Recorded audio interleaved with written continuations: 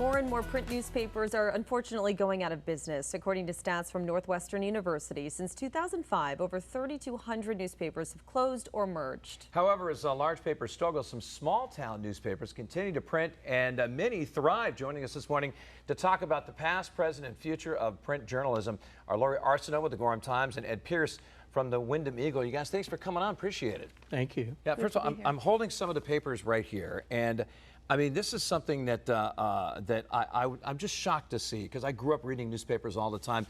When you see so many going out of business, what Lori, like, especially what's your feelings when this all started like a few years ago? Well, it's sad, and I have people call and say, "Are you going out too?" And we say, "No, we're here in print. We're staying." Mm-hmm. And what has your experience been, you know, with this change? I would have to say that there's a demand from the community to stay informed, and without the grassroots community journalism, it creates an uninformed public. With the struggles, I mean, talk about your past in writing for newspapers and what's happened to you over the years. Well, actually, this is my 50th year in the profession. I started in 1975, and the Windham Eagle is actually the 13th newspaper that I've been associated with, and I've watched papers go from thriving multi-section entities to now I will pick up a local daily paper, and it's all of maybe 12 to 16 pages. So it's been really shocking. And how about you, Lori? And this is my third year, and it's my first time. So it's all new to me. Yeah. Hey, with lots of the papers struggling at some of the bigger newspapers, talk about papers like the Gorham newspaper, the Windham newspaper, and how you guys, I mean, not only stay alive, but you guys like thrive for the most part, some of the smaller papers. We're volunteer run. We're nonprofit volunteer, and we survive because of advertisers and friends, and our volunteers, our volunteer writers, and yeah, that's it. Well, our paper is different because of our focus. It's a little exceptional compared to other newspapers in the area. First off, we don't cover crime, we don't cover politics. There are many other media entities out there, such as television and radio and the daily newspaper, that cover those things.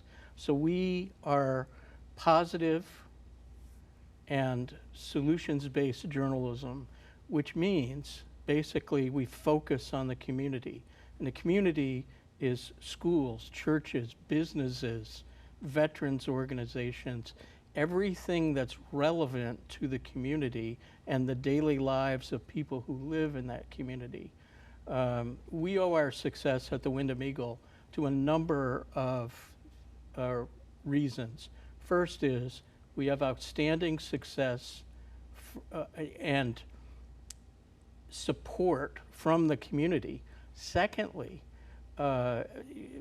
we are in partnership with local businesses who support the paper, and we have, proud to say, we have one of the best advertising departments and advertising directors in the whole state of Maine, and that's why we're still afloat, because she gets results, and she's a throwback to the old days where she doesn't just wait for the phone to ring for somebody to advertise in the paper.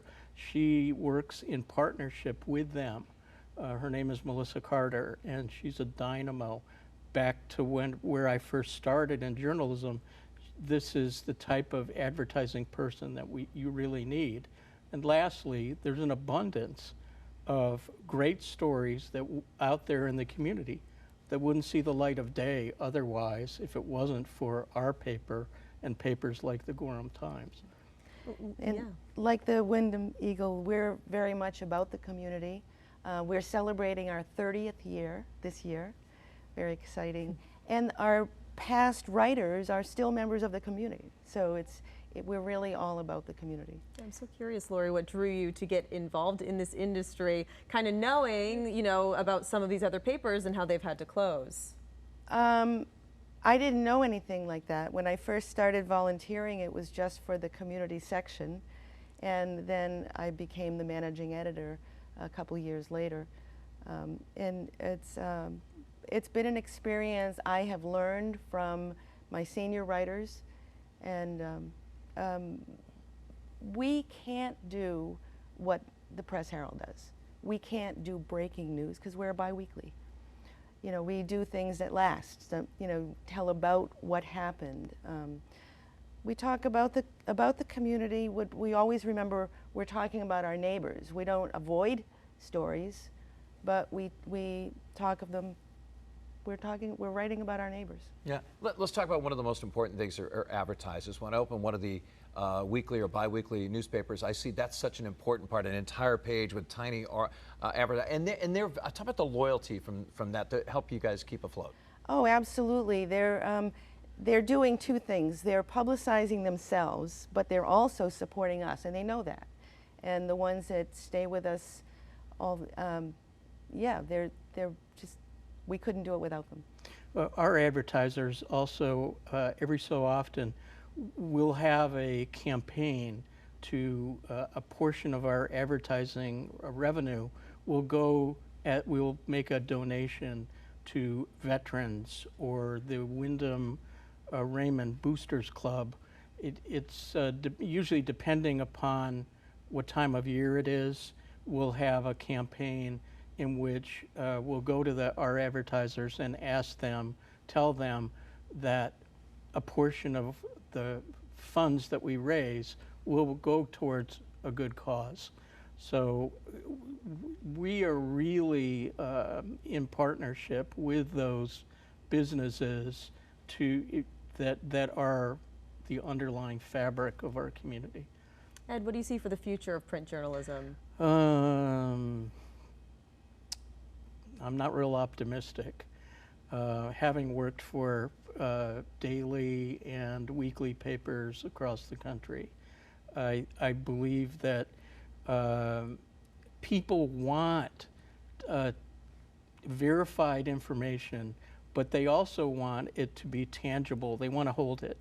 We recently had a survey, community survey in Windham, as to where people get their news about the community, and almost 70% of the respondents to the survey said that they get it from the community newspaper. So that is telling, I think, that there's a need and a want out there. It's just some of these large corporations, media corporations, need to invest in their communities, and they've been reluctant to do that so far, and that's why a lot of those weekly papers have gone away.